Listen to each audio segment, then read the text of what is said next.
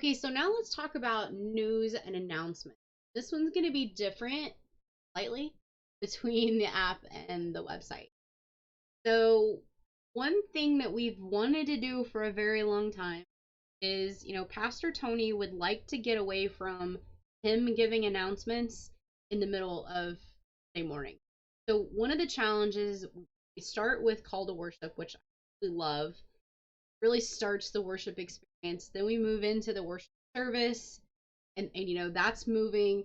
And challenges immediately after the worship service, everybody's hearts are kind of open. We're been in worship, we're experiencing God, and then all of a sudden we're listening to news and announcements.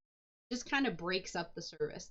And so what Pastor Tony has wanted to do for a long time is move away from that and instead use technology for announcements. So, one thing we would like to do eventually is maybe have a TV in the entryway of the church that plays video announcements on loop. So people can get their announcements there in the square or whatever you want to call it. And then the other piece that we've already set up the framework for is the ability to push those announcements through the app. Now that doesn't really cover the website, but I'll show you how we can put that into the website as well. And again, website is typically people who are not familiar with the church, whereas the members within the church, either in person or online, we want to encourage them to engage with the app. So really the app is probably the target place that we want to put most of our announcements. So if we don't have them all on the website, that's fine, as long as we're really keeping everybody informed of the app. So let's talk about how we make those updates, what's set up today, and then maybe we can, talk a little bit about what we could do in the future, and you'll start to see how that possibly connects. So for video announcements, the key is YouTube. So if you don't have access to the YouTube, the GHMC YouTube account, we can certainly get you the login credentials. It's going to be the same account that we all use. This is where we live stream from. Is where we post like the tutorial videos that you're watching right now is an actual playlist.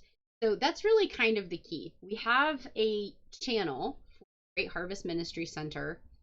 In that channel, we have different playlists. So there's a playlist for Sunday service.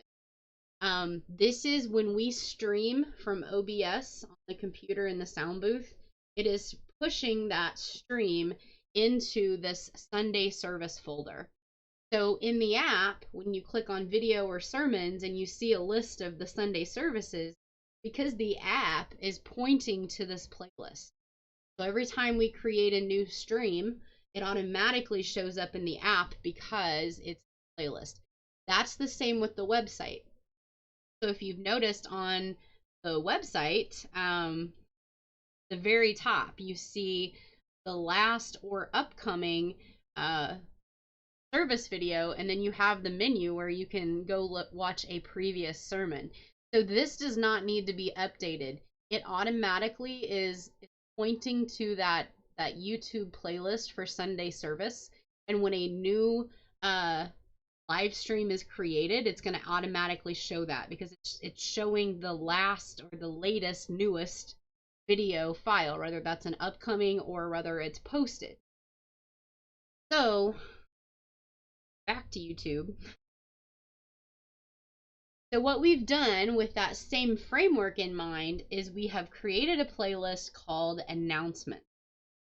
So again, if you go into in the app, if you go into like the news, for instance, it is pointing to this YouTube playlist. So it's going to show you everything that is in that playlist. And right now there's only 3. So if we wanted to create a new announcement, so let's say we were going to create an announcement about Kids Fest that's coming up. What we would need to do is we would need to record the video announcement, upload it here in YouTube to this playlist, announcements playlist. It will automatically show on top since it's the newer file in the playlist. And then within the app, it's going to automatically be available because it's pointing to this playlist. So as you add files here, they will automatically appear in the GHMC app under the news section. So adding announcements in the app is easy. It's all done through YouTube, and you don't need to do anything in the app management dashboard. It will just automatically be. Now you may want to follow it up with a push notification. So if you add a new announcement about, hey, here's the details for Kids Fest, you may want to then go into the app dashboard, send a push notification that says, hey, just added updates about Kids Fest. Check out the news section of the GHMC app or something. So you can pair that, but you don't absolutely have to do. So that's how you would get a video announcement into the app. You would record it, do any kind of editing if you want it edited. You would come up to in the GHMC login to YouTube, you would go to create, upload video, and you would set up, you click the file you want to upload, you would set up the title page, things like that. I can do another tutorial if you need on how to upload YouTube videos, but it's pretty straightforward. Now, at this point, it would be in the app, but not on the website. So you have to ask yourself if this announcement makes sense to put onto the website. And I don't know that there's ever really one that we wouldn't. Maybe if we were advertising a private event, somebody's having at their house, like I usually try to use discretion if, a GHMC family member is having a cookout and they're inviting congregants to their home. I try not to put that out there into the public view. We might do general reminders, hey, cookout at so-and-so's house on Friday or whatever, but I don't put their address. And I don't usually put those types of things on the website since the website's really more public facing. I try to use a little bit of discretion there. So to add it to the website, what we would need to do is go to the website, make sure you're logged in so that you see your admin menu, click on content, and then click on news. So this is not automatically pulling from YouTube. This you have to create each news article individually. So what we would do is we would click add news post, and then say we're doing Kids Fest 2023 announcement. You put your title, your subtitle. You can do an author, you can do anonymous, I think. Doesn't really matter. You can associate a post. I've never used this, so I don't know what it does. But then this is where you would put, the content of your news announcement. So if you created a video announcement, you could do just bullet points like Kids Fest, date, time, prizes, candy, whatever. But you can also add a video URL. So what I do, if I've created a video in YouTube for the news announcement in the app, I then paste that YouTube video URL here so that when they click on this news announcement, they have access to watch the same video announcement that the app users are seeing in the app. Again, that's optional. You don't have to do that. If you want to make things available for download, like posters or flyers or whatever, you can do that as well. And you can set your publish date.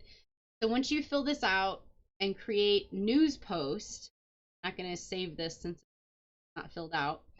But if you click news post, then you would see it here in the list, and then it would instantly be visible on the website. So anybody that goes to our public website would then be able to see that event.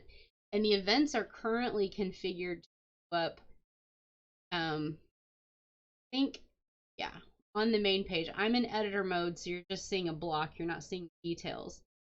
But for somebody not logged in, they're going to see it here on the home page, but then there's also an events page that they can navigate to, and that will show events as well. Although it looks like this one might be coming from the calendar. Might want to take a look at how these are showing and make sure that I have everything set up correctly. So we might have some work on events, but that should be the nitty gritty about how to get them in there, minus a few bugs. And I guarantee you this website has bugs because it was really just migrated very roughly, and I haven't had time to go through and flush it out, which we'll talk about a little bit in the deep dive because it really needs somebody to grab it and take hold of it.